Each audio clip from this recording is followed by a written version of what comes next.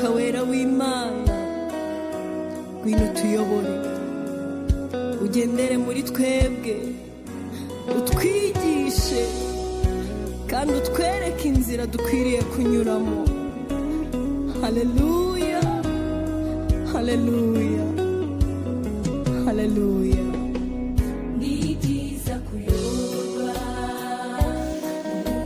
Yesu ashimwe cyane bene data. Pasika nziza, nongeye kubasuhuza mbifuriza umugisha w'Imana.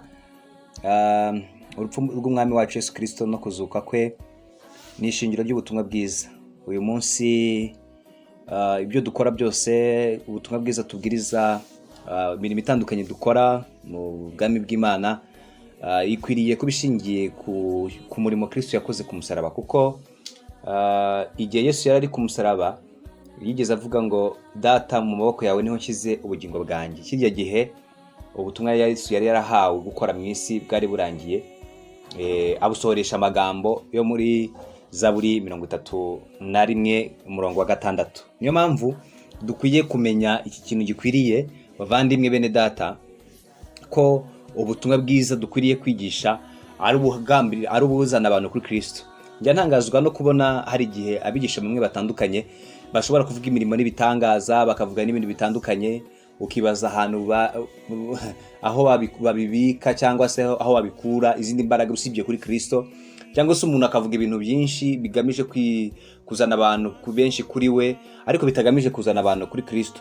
Ugasanga umuntu avuga ibitangaza n'ubutunzi afite n'ibindi bitandukanye, ariko ugasanga muri ibyo byose avuga, ugasanga nta kintu kigaragazamo ubutumwa bwiza, nta kintu kigaragazamo izina Kristo nicyo yakoze ku musaraba. Niyo mpamvu ubutumwa bwiza bukwiye kuvuga, dukwiye kwigisha, dukwiye kubwira abantu bose, bagakwiye gutuma abantu babasha kumenya neza icyo Kristo yakoze ku musaraba. Reka dusome ijambo ry'Imana muri aka kanya kuri iyi Pasika, no kuri imitsinzi.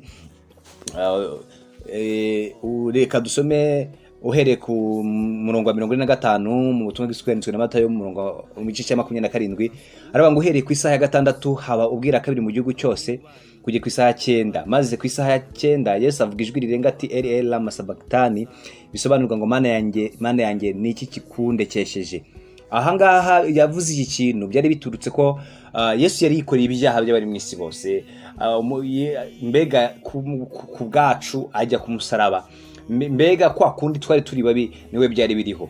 Ariko bamwe bagize ngo ari gutabaza Eliya, ariko nyamara yari ari kuvuga ikintu gikomeye. Ariko muri ako kanya Bibiliya iratubwira ngo umwenda ukingiriza hera cyane h'urusengero ngo utabukamo kabiri, utangirira hejuru ugeza hasi. Isi iratigita, ibitare birameneka, ibituro birakinguka, intumbi nyinshi z'abera bari barasinzire zirazurwa, bava mu bituro maze kuzuka binjira mu murwa wera, babonekera benshi. Bibiliya irambwira ngo n'umutware utwara umutwe w'abasirikare n'abari kumwe barinda Yesu babonye igishyitsi kibibaye, baratinya bati cyane bati n'ukuri uyu muntu yari umwana w'Imana. Bavandimwe, nuko bavuga ngo abanyarwanda bajya bavuga ngo amatwi ari mu rupfu ntiyumva ihoni. Ariko ibintu bizabaye, ibitangaza Yesu yakoze, habe no kuri wa munsi babaga baje kumufata, na wa muntu Petero yaciye ukuboko akamushyiraho, byari bikwiye gutuma abantu batinya. Ariko kwari kugira ngo ibyanditswe bisohozwe kugira ngo ucungurwe. Uyu munsi turaririmba intsinzi.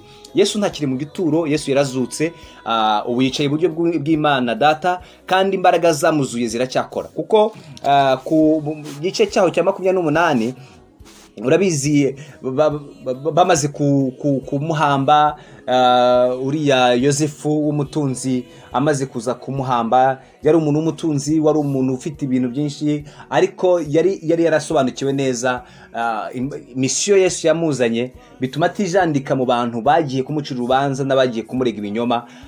Ku munsi rero kiriya gihe amaze gushyirwa ku musaraba, kuko ijambo ry'Imana ryari ryaravuze ngo amaguru ye ntagazigera avunwa, nta maguru yazigera avunwa. Byabaye ngombwa ko yiyemeza kujya gusaba umurambo we, akajya kuwushyingura mu mva yicukuriye nshyashya kimeze neza, ngo amujyana mu gitambaro cyera, ngo amujyanye ngo abafarisayo n'abatambyi babwiye Pilato baramubwira ngo twumvise ngo wamubeshya avuga ngo napfa nyuma y'iminsi 3 azazuka, ngo none duhe abasirikare benshi bajye kumurinda abigishwa be batazaza bakamwiba bakavuga ngo yazutse. Muri aka kanya inshuti y'umusaraba nagira nkubwire ko Kristo atakiri mu gituro ahubwo yarazutse.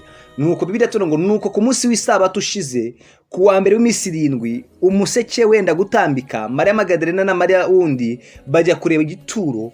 Habaye igishyitsi cyinshi kuko marayika w'umwami Imana yari yamanutse avuye mu ijuru abirindura igitare akicaraho. Ishusho ye yasaga n'amurabyo n'imyenda yera nk'urubura.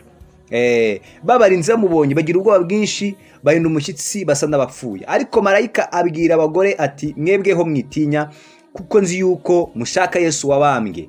Ntari hano kuko yazutse nk'uko yavuze. Nimuze murebe aho umwami yararyamye. Nimugende vuba mubwire abigishwa be yuko ayazutse kandi azabanziriza kujya i Galilaya, iyo niho muzabonera, dore ndabibabwiye. Bavandimwe, akanya nshuti z'umusaraba, Kristo yarazutse kandi imbaraga zamukuye mu gituro uyu munsi ziracyakora mu itorero. Uyu munsi ziracyakora ku muntu wari wese ushaka kugirirwa neza n'Imana, wemeye mu mutima we kuva mu bizaha, wemeye ko akwiye kuyoboka inzira yo kugendana na Kristo.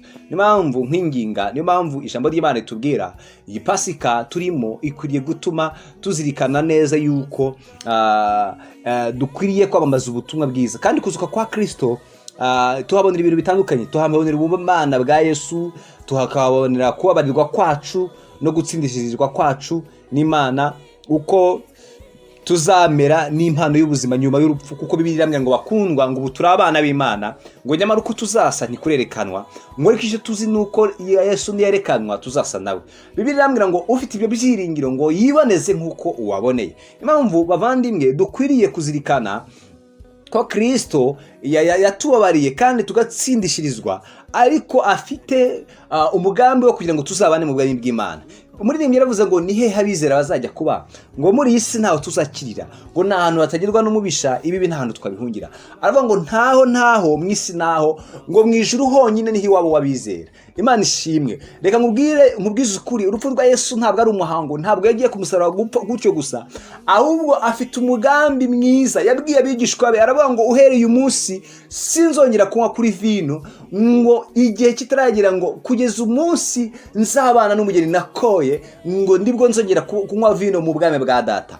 Wari uzi ko Kristo yifuza kuzabana nawe? Wari uzi ko Kristo yasize agupropose, ari we muntu wa mbere wapropose ko twabana tukabana mu bwami bw'Imana? Yaravuze ngo nimuhagarika imitima yanyu, mwizere Imana nanjye munyizere. Mu rugo rwa Data hari amazu menshi, ngo iyo badahari mbabwiye, ngo ariko kuko hari ngo ngiye kubategurira hano, ngo kugira ngo aho nzaba ariho namwe muzaba. Imana ishimwe. Nimuhagarika imitima. Ukwiye kwizera Kristo, ukamenya umugambi w'Imana, ukamenya n'ibyo igambiriye. Iyi Pasika ukwiye gutekereza ko ubuzima Kristo yanyuzemo n'urukundo yadukunze, ko agambiriye kugira ngo tuzabane mu bwami bw'iteka. Bitume rero uharanira gusenga, uharanira kwitandukanya n'ibisaha, uha agaciro urwo rukundo, maze wime ugambiriye kuzabana n'Uwiteka mu bwami bwe. Imana ishimwe cyane. Imana yitwiteho kandi turengere. Haleluya. Nagira nkubwire ngo Kristo ni muzima, Kristo ni muzima, yaratsinze. Uwo mwami w'abami azahora ku ngoma iteka. Ukwiye kubimenya, ukamenya ko Kristo azaza, kandi ubwo yapfuye akazuka akaducungura, yatumye tubasha kwigerera hera. Bibiliya tubwiye ngo umwenda wari ukingira hera ngo uratabuka uvuye hejuru ngo ugera hasi. Yari yavuze iki kintu gikomeye ngo byose birarangiye. Kijye yararangije umurimo wari umuzanye, kijye yararangije misiyo. Avuze ngo ubu ngubu n'urupfu ararutsinda, ngo yambura ngo urufunguzo Satani rw'urupfu na kuzimu, abohora bera ngo barazuka, ngo baragenda, ngo babonekera benshi i Yerusalemu. Yesu ashimwe cyane, Yesu ashimwe cyane, Yesu ashimwe cyane. Uku gucungurwa Bibiliya yarambwiye ngo uba mu bwisho bw'isumba byose, ngo azahama mu gice cy'ishora byose. Ngo ndavuga nti, ndabwira Uwiteka nti ubuhungiro bwanjye ni igishyitsi cyawe, ni umuhora nihishamo. Haleluya. Ukuzuka kwa Yesu rero kuduhamiriza kw'ibyo yavuye, koko ibyo yavuze hari ukuri kandi yavuye ku Mana. Amatwi yawe rero ajye atuma ahora uyima inyigisho z'ubuyobe zaje ngo Kristo ntiyazutse, zivuga ngo hari inyigisho nyinshi turimo zitandukanye zihari muri iyi minsi z'ubuyobe. Ukwiye kuzima amatwi kuko uzi neza ko umukiza wacu yazutse kandi ari iburyo bw'Imana, ahari adusabira yifuze ko tuzabana mu bwami bw'iteka. Muri aka kanya se kuri Pasika niki ijambo ry'Imana rikubwira? Niki ijambo ry'Imana rikubwira ku rupfu rw'umwami wacu Kristo no kuzuka kwe ari ishingiro ry'ubutumwa bwiza? Aho ujya ufata umwanya ukegera Imana ukajyana ubutumwa bwiza ku bandi? Ese ujye ufata igihe ukegera Imana ukayisenga nk'uko bikwiriye? Ese muri iyi minsi wumva ufite ubushake bwo kwamamaza intsinzi ya Yesu utitaye ku mvane zirimo? Imana ishimwe cyane. Byari bigukwiriye kugira ngo ugire aka kanya wumva ugize intego nziza, kuko yabwiye abigishwa be agiye kugenda, yaravuze ngo aravuga ngo nuko mugende muhindura abantu bo mu mahanga yose abigishwa mubabatiza mu izina rya Data wa twese n'Umwana n'Umwuka wera, mubigisha kwitondera ibyo nababwiye byose, dore ndi kumwe namwe iminsi yose kugeza ku mperuka y'isi. Are you ready? Waba witeguye kujyana inkuru nziza bataramumenya? Waba witeguye gukoresha neza igihe cyawe, ubutunzi bwawe, ukabana n'Imana? Uyu munsi Imana ikugirire neza.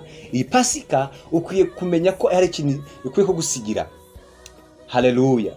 Imana ishimwe cyane. Urukundo rwe n'imbabazi nibyo byatumye tubasha kubona ubugingo, nibwo byatumye tubasha kubona agakiza. Aka kanya rero ubitekereze kandi ubyifuze. Reka dusenge ariko nibifuriza Pasika nziza. Ariko iyi Pasika ikwiriye kubaho ubuzima bwacu bwa buri munsi. Ntabwo ari ibintu biba umunsi umwe, ntabwo ari ibintu bikwiye kuba umunsi umwe ngaruka mwaka, ahubwo ubuzima bwacu bwa Kristo dukwiye kuzirikana icyo Kristo yakoze ku musaraba. Pasika yagakwiye gusa n'ubuzima bwacu bwa buri munsi nkuko dukwiye kubyifuza, atari ibyo kurira akanya gato no kubara akanya gato. Oya, ahubwo bikwiriye gusa n'ubuzima bwacu. Imana ibahe umugisha, ndabifuriza kugira ngo mugubwe neza kandi muri ibi bihe turimo. Data mu izina rya Yesu, warakoze Kristo ko wamwohereje akaza kudupfira. Yavukiye mu isi mbi, abaho mu buzima butandukanye bugoranye, ariko ibyo byose nubwo yabayeho gutyo ntigeze akora icyaha, kandi byabereye kugira ngo icyo wagambiriye umugambi wawe usohoze. Ndagushimiye kuko wemeye kumutanga akadupfire ajye ku musaraba ku bwacu. None kuri uyu munsi turi kuzirikana uyu munsi, ndasengera buri muntu wese uteze amatwi ijambo ryawe ahindurwe naryo, kandi ureherekeje imbaraga z'Umwuka wera uko jye ntabwo narisobanura uko bikwiriye. Ndasenze kugira ngo abantu muri iyi minsi turimo ubahindure bamenye neza umugambi wawe. Haleluya. Urakoze kubana natwe ukatwitaho, urakoze kuturengera muri ibi bihe, ukatwongera imbaraga uko abantu benshi bacitse intege basubiye inyuma, ariko udushoboze kuzagira mu bwami bwawe bw'iteka nk'uko wadusezeranije. Muri mwanditse aravuga ngo naho twebwe iwacu ni mu ijuru ngo dutegereje ko umukiza azava. Ndinginze cyane ko mukomeze kutwita no kuturengera. Mu izina rya Yesu Kristo twese twizeye kubikora. Amen.